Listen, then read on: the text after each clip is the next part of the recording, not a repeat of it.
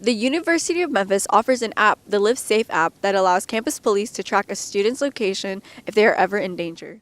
The University Center has many things like a cafeteria, but it also has a technology hub that allows students to meet with their peers, complete their assignments, and browse on their computers.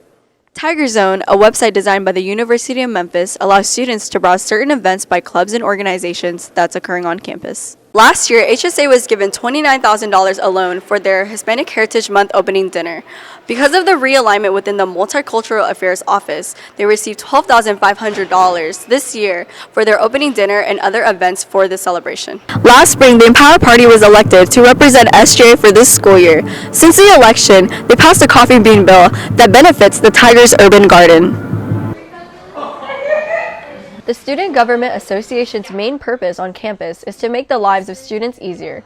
They have passed bills in the past to see that these certain issues are acknowledged. Last spring, the Empower Party was elected to represent SJ for this school year. Since the election, they passed a coffee bean bill that benefits the Tigers Urban Garden. We just passed a bill about repurposing coffee beans.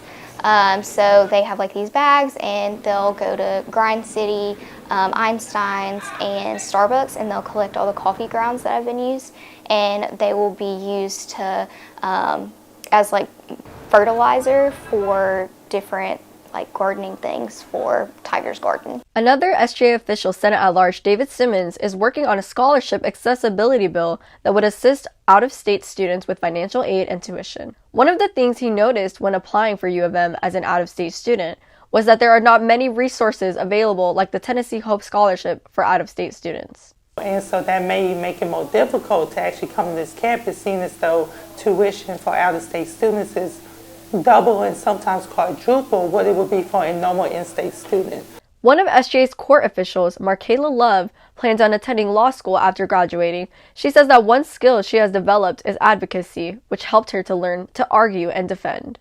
Your voice does matter, and any issues or concerns you have, you can definitely direct them to your fellow students. You can access the Student Government Association's page on the Memphis EDU website to learn more or even submit committee amendment forms, general grievances, paper bill cover sheets, or a paper bill template. Broadcast reporting to, I'm Vivian Nguyen. A freshman returning to her car in lot 35 on Patterson Street at Miners Avenue says she was reaching for something in her back seat, then 4 males entered her car. According to the police report, there were 4 males all armed with pistols, and one of them said, "Give me everything you got." Grace Smith was handing over her belongings but was attacked. Smith did not want to show her face out of fear for her safety. One of them hit me in the back of the head with a gun.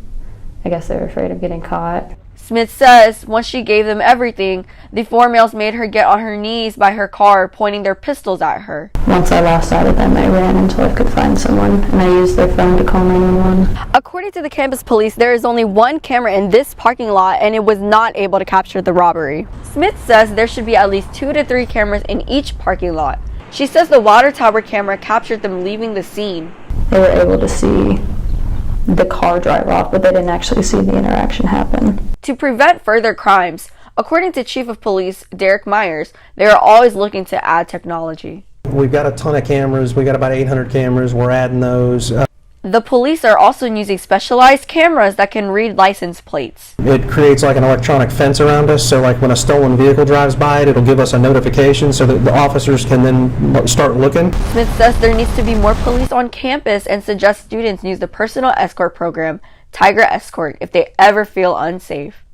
They can request someone to escort them across campus by foot or a golf cart after 6 p.m. The campus police worked with the Memphis Police Department to retrieve Smith's car the next day.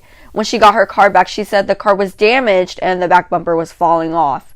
Her windshield was also damaged. Now, things have changed for Smith. I can't be by myself in public spaces anymore without feeling unsafe. Constantly looking over my shoulder, looking at everyone. She hopes her story inspires others to ask for help because after situating things, she will be looking into counseling. I felt like it was okay to talk about because it was something that was traumatizing to me. And honestly, it made it feel a lot better getting it out in the open. If you are ever in danger on campus, Chief Myers urges students to remember 901-678-4357. You can also download the LiveSafe app for officers to track your location.